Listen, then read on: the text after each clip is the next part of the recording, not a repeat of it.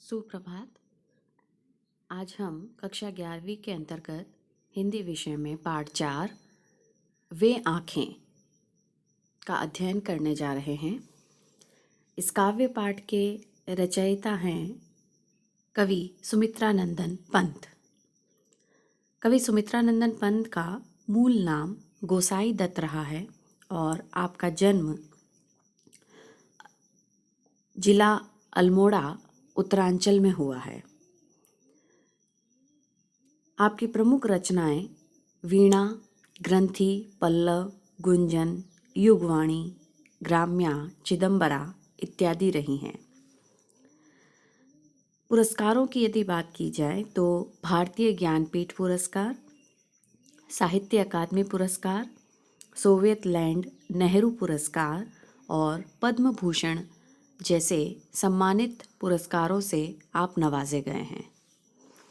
आइए पाठ के सारांश की तरफ बढ़ते हैं कि इस पाठ के माध्यम से कवि क्या कहना चाहते हैं। यह कविता पंत जी के प्रगतिशील दौर की कविता है। इसमें विकास की विरोधाभासी अवधारणाओं पर करारा प्रहार किया गया है। युग युग से शोषण के शिकार किसान का जीवन कवि को आहत करता है, उसे दुख पहुंचाता है। दुखद बात यह है कि स्वाधीन भारत में भी किसानों को केंद्र में रखकर व्यवस्था ने निर्णायक हस्तक्षेप नहीं किया। यह कविता दुष्चक्र में फंसे किसानों के व्यक्तिगत और पारिवारिक दुखों की परतों को खोलती है और स्पष्ट रूप से विभाजित समाज की वर्गीय चेतना का खाका प्रस्तुत करती है। अर्थात इस कविता के माध्यम से पंत जी ने किसानों की बदहाली को स्पष्ट करने का प्रयास किया है और यह भी बताया है कि हमारा समाज आज़ादी के बाद भी अलग अलग वर्गों में बटा है और उसी के अनुसार सभी के साथ व्यवहार किया जाता है। कवि कहता है कि किसान की अंधकार की गुफा के समान आँखों में दुख की पीड़ा भरी हुई है। इन आँखों को देखने से उसे डर लगता है। यानी जिस तरह से एक गुफा जहाँ घनघोर अंधेरा है, जहाँ जाने से भय सताता है, उसी प्रकार जब कवि किसान की आँखों को देखता है तो उसे लगता है कि मानो वो किसी अंधेरी गुफा में पहुंच गया है। वह किसान पहले स्वतंत्र था, उसकी आंखों में अभिमान झलकता था। आज सारे संसार ने उसे अकेला छोड़ दिया है। उसकी आंखों में लहलहाते खेत झलकते हैं, जिनसे अब उसे बेदखल कर दिया गया है। उसे अपने बेटे की याद आती है, जिसे जमींदार के कारिंदों ने लाठियों से पीटकर मार डाला। कर्ज के कारण उसका घर बिक गया। महाजन ने ब्याज की कौड़ी तक नहीं छोड़ी और उसके बैलों की जोड़ी को भी नीलाम कर दिया। उसकी एकमात्र गाय, उजरी गाय भी अब उसके पास नहीं है। किसान की पत्नी दवा के बिना मर गई और देखभाल के बिना दूध मुही बच्ची भी 2 दिन बाद इस दुनिया से चल बसी। उसके घर में बेटे की विधवा पत्नी थी, परंतु कोतवाल ने उसे बुला लिया। उसने कुएं में कूदकर अपनी जान दे दी। किसान की पत्नी ही नहीं, जवान लड़के की याद भी उसे बहुत पीड़ा देती थी।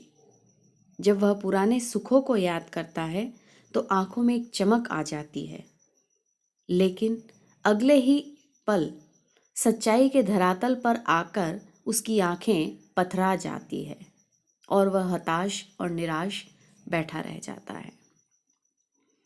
आइए अब हम कविता का विस्तार से अध्ययन करते हैं।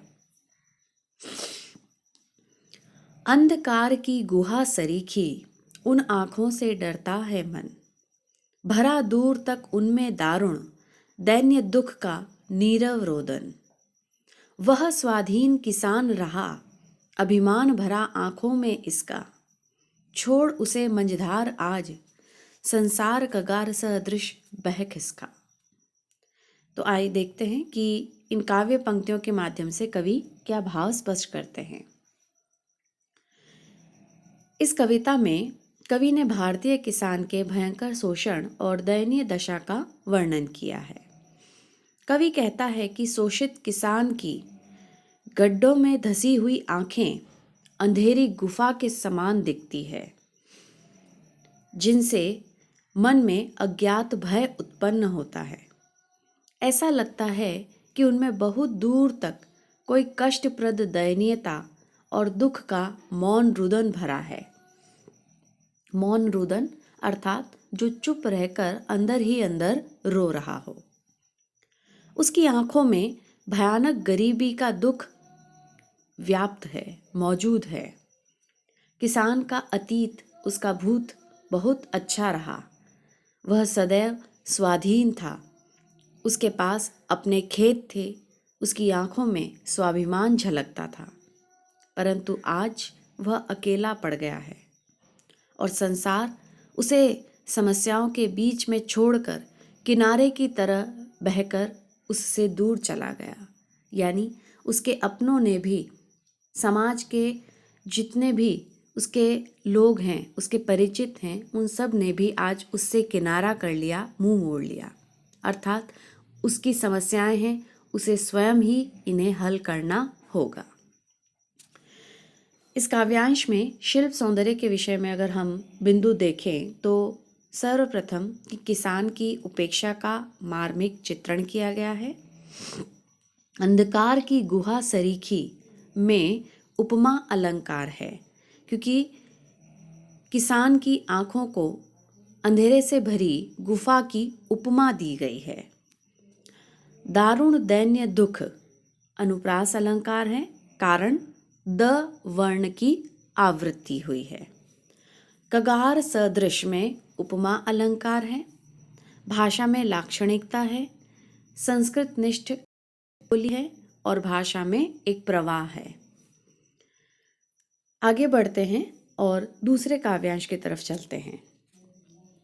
लहराते हुए खेत दृगों में हुआ बेदखल वह अब जिनसे, हंसती थी जिनके जीवन की हरियाली त्रिन त्रिन से।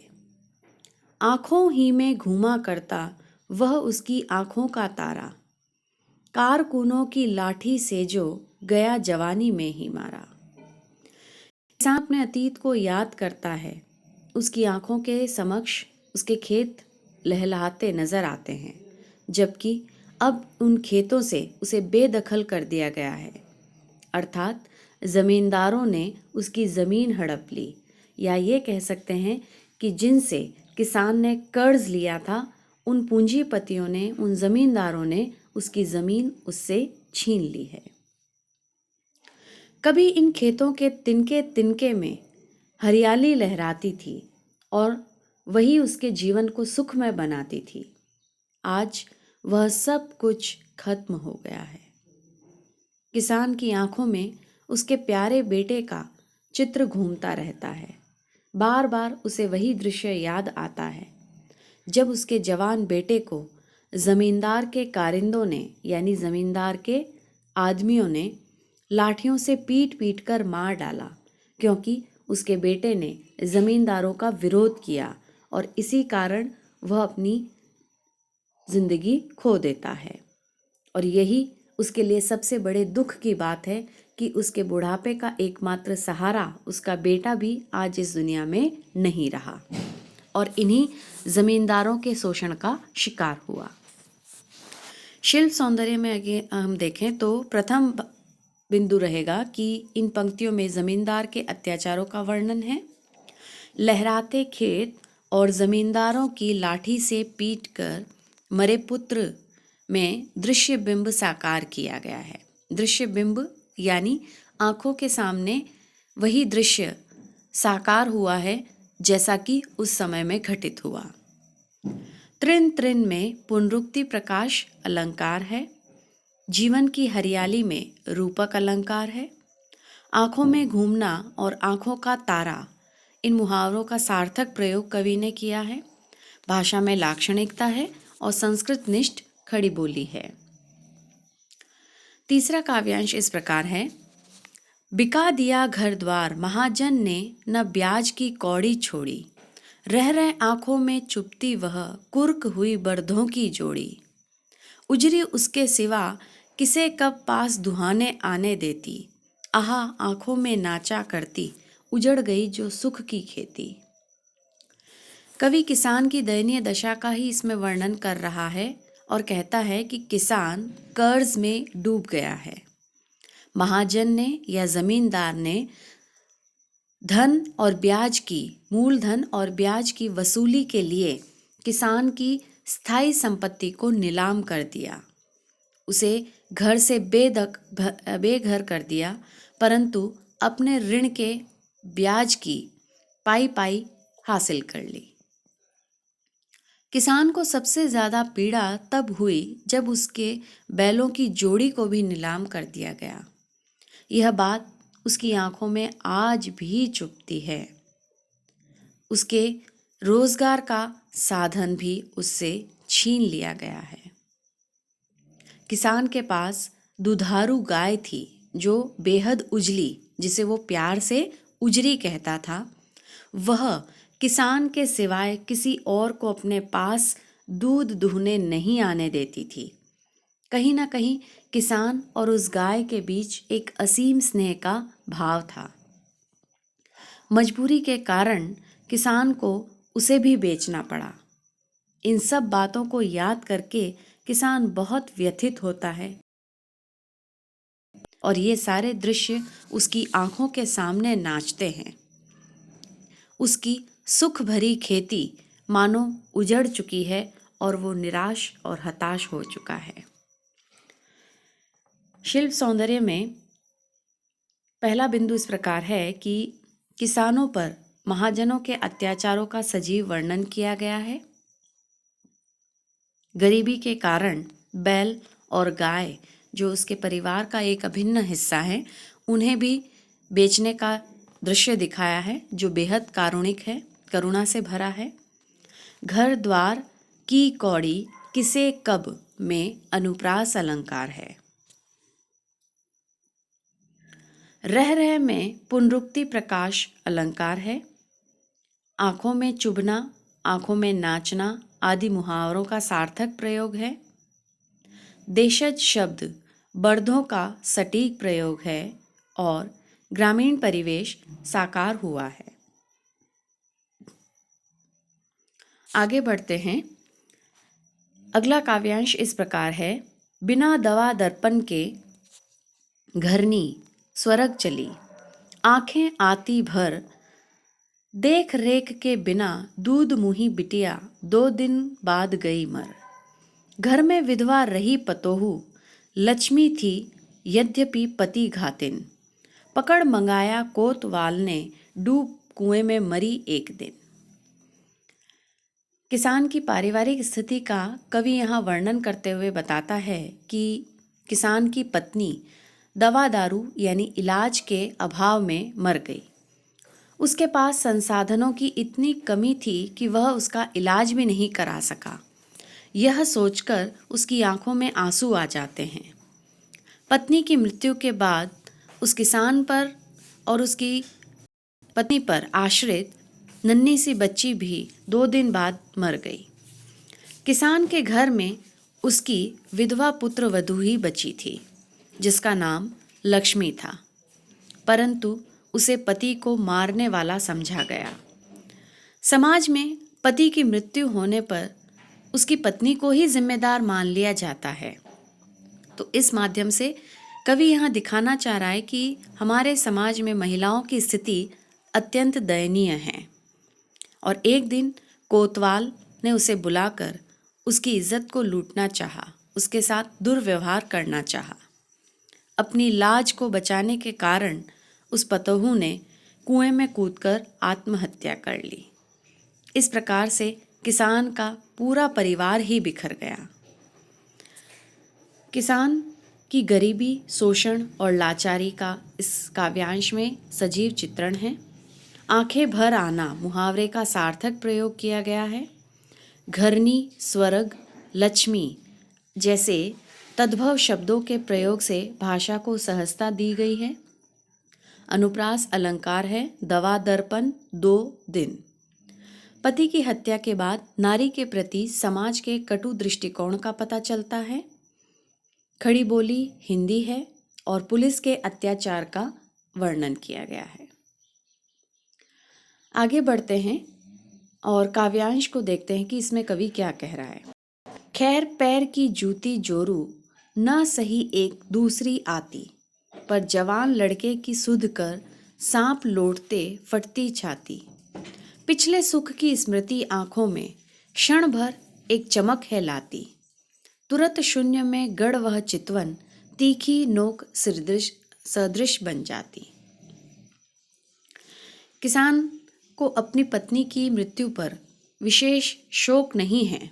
यह उसकी मानसिकता को दर्शा रहा है कि वह अपनी पत्नी के चले जाने से बहुत ज़्यादा दुखी नहीं है, क्योंकि वह उसे अपनी पैर की जूती के समान समझता है। यानी उसकी ज़िंदगी में उसका स्थान बेहद तुच्छ है, निम्न स्तर का है। यदि एक नहीं भी रहती है तो वह दूसरी से विवाह करके पत्नी ला सकता है, परंतु उसे अपने जवान बेटे की याद आने पर बहुत कष्ट होता है। उसकी छाती पर सांप लौट जाते हैं और छाती फटने को लगती है, क्योंकि उसे बेटे की मृत्यु का असहनीय कष्ट है। किसान जब पिछले खुशहाल जीवन को याद करता है तो उसकी आंखों में एक क्षण की प्रसन्नता की चमक आ जाती है, परंतु अगले ही क्षण वह सच्चाई के धरातल पर सोचता है और वर्तमान में झांकता है तो उसकी नज़र शून्य में अटक कर गड़ जाती है। वह विचार शून्य होकर टकटकी लगाए देखता है और उसकी नज़र तीखी नोक के समान चुभने वाली हो जाती है। शिल्प सौंदर्य के अंतर्गत हम देखते हैं तो प्रथम बिंदु है कि पत्नी के प्रति किसान की मानसिकता को दर्शाया गया है, जो बेहद घटिया है, निम्न है, और वह अपने पुत्र सांप लौटना, छाती फटना, पैर की जूती जैसे मुहावरों का कवि ने यहाँ सजीव वर्णन किया है, प्रयोग किया है। और तीखी नोक सदृश में उपमा अलंकार का भी प्रयोग है। खड़ी बोली हिंदी यहाँ दर्शाई गई है और ग्रामीण परिवेश का भी यहाँ चित्रण किया गया है। तो इस प्रकार हम देखते हैं कि वे आंखें एक ऐसी कविता है जिसमें किसान के जीवन को या उसकी स्थिति को बेहद मार्मिक तरीके से कवि ने प्रस्तुत किया है। वह किसान जो जी तोड़ परिश्रम करता है, लेकिन महाजन उसका निरंतर शोषण करते रहते हैं। वह जिंदगी भर महाजन से लिए हुए ऋण को चुकाने के प्रयास में ही अपनी घर गृहस्थी तक को उजाड़ देता है। वे खेत जो उसके अपने थे, उनसे भी उसे बेदखल कर दिया जाता है और इस प्रकार किसान हर युग में शोषण का शिकार होता आया है और इसी प्रकार उसका जीवन, सामाजिक हो चाहे पारिवारिक जीवन हो, वह उजड़ता चला गया। आज के लिए इतना ही। धन्यवाद।